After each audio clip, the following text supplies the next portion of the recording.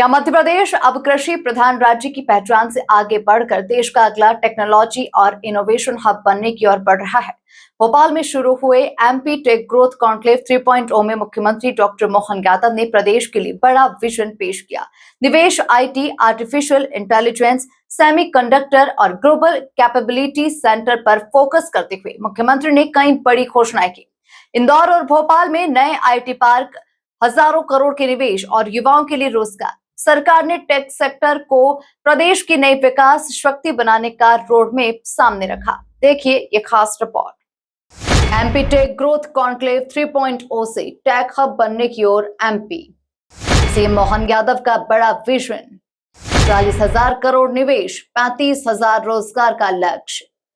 भोपाल में MP tech growth conclave 3.0। Indore super corridor पर बनेगा नया आईटी पार्क। भोपाल में 2 नए आईटी पार्क की घोषणा। भोपाल में एमपी टेक ग्रोथ कॉन्क्लेव 3.0 का शुभारंभ मुख्यमंत्री डॉक्टर मोहन यादव ने किया। देश विदेश के उद्योगपतियों, निवेशकों और नीति विशेषज्ञों की मौजूदगी में आयोजित इस कॉन्क्लेव का उद्देश्य मध्य प्रदेश को तकनीक, नवाचार और निवेश का प्रमुख केंद्र बनाना है। मुख्यमंत्री डॉक्टर मोहन यादव ने कहा कि पिछले 12 सालों में भारत ने दुनिया में सबसे तेज गति से विकास करने वाले देशों में अपनी पहचान बनाई है। उन्होंने कहा कि मध्य प्रदेश की पहचान पहले केवल कृषि क्षेत्र तक सीमित थी, लेकिन अब प्रदेश में ड्रोन से लेकर मिसाइल तक का निर्माण हो रहा है। बढ़ते दौर में पूरे देश के अंदर एक स्वस्थ वातावरण माननीय प्रधानमंत्री श्रीमान नरेंद्र मोदी जी के नेतृत्व में 12 साल का समय कोई बहुत नहीं होता है, लेकिन 12 साल के समय के अंदर ही देश की पहचान दुनिया में सबसे तेज गति से बढ़ने वाले देश के रूप में बनी है। और केवल एक क्षेत्र नहीं, सभी क्षेत्रों में।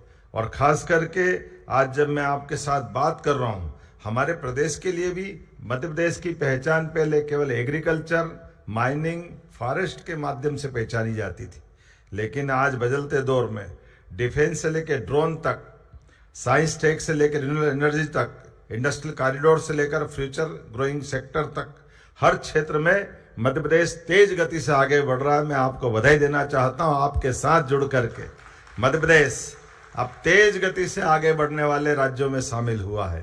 मुख्यमंत्री ने बताया कि कॉन्क्लेव के दौरान 51 विभिन्न गतिविधियों का आयोजन होगा, जिनके माध्यम से प्रदेश में लगभग 40,000 करोड़ रुपए के निवेश और 35,000 नए रोजगार सृजित होने की संभावना है। ये आयोजन मध्य प्रदेश को ग्लोबल कैपेबिलिटी सेंटर, सेमीकंडक्टर और डेटा सेंटर हब के रूप में स्थापित करने की दिशा में एक मील का पत्थर साबित होगा।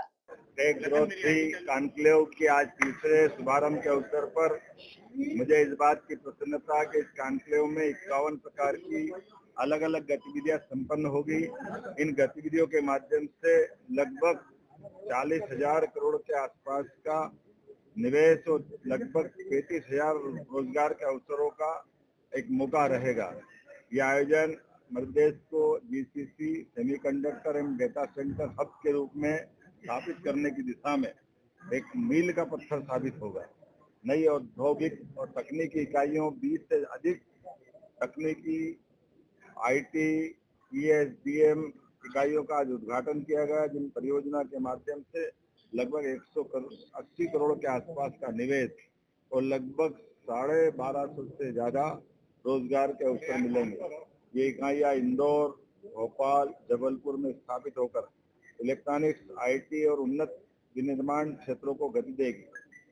भूमि का आवंटन, जो हम अपना काम जहां भी प्रारंभ करते हैं वहां पर बीते समय के किए गए कामों के परिणाम भी बताते हैं।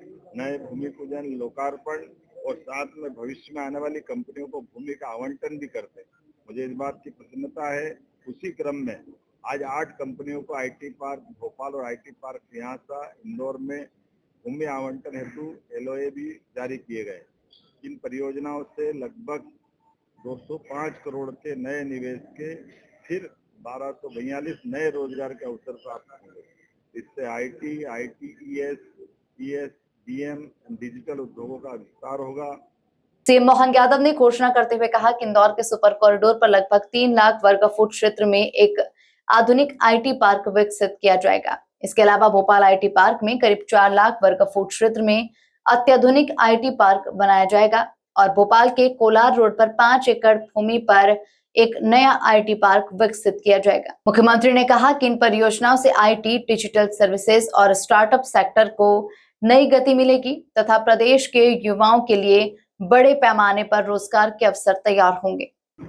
इन घोषणाओं में इंदौर में सुपर कॉरिडोर में नया IT park, semiconductor centre of excellence, Bhopal का आईटी पार्क में नया IT tower, AVGC XR centre of excellence, Manthan hub artificial intelligence centre of excellence, Bhopal के कोलार में नया प्लग एंड प्ले जो हमारे नए भविष्य के उद्यमी लोगों को जगह उपलब्ध कराएगा। और इसी सब के लिए जो हमारी पॉलिसियां तो है ही, हम पॉलिसियों से बढ़कर के निवेशकों के लिए सीसीआईपी में बैठ करके उनको भविष्य में आगे बढ़ने के लिए सभी प्रकार की अनुकूलता उपलब्ध कराते हैं। उसी का परिणाम है कि एमराल्ड कंपनी की पीसीबी मैन्युफैक्चरिंग परियोजना को 422 करोड़ की सीसीआईपी की स्वीकृति भी आज हमने प्रदान की। इस परियोजना से लगभग 325 रोजगार के अवसर प्राप्त होंगे।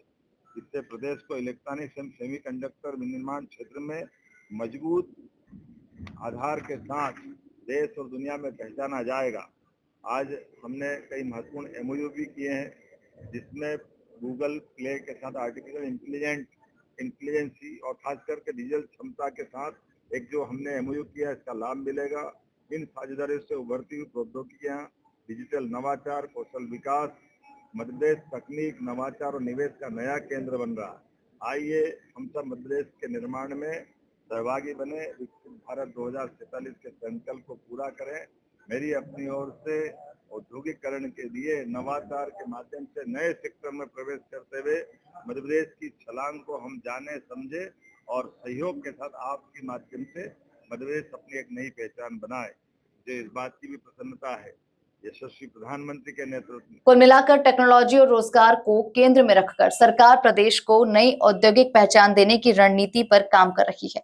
एमपी टेक ग्रोथ कॉन्क्लेव 3.0 केवल एक निवेश सम्मेलन नहीं बल्कि मध्य प्रदेश की भविष्य की टेक्नोलॉजी आधारित अर्थव्यवस्था का रोड मैप भी माना जा रहा है। Bureau report, MP news, Bhopal.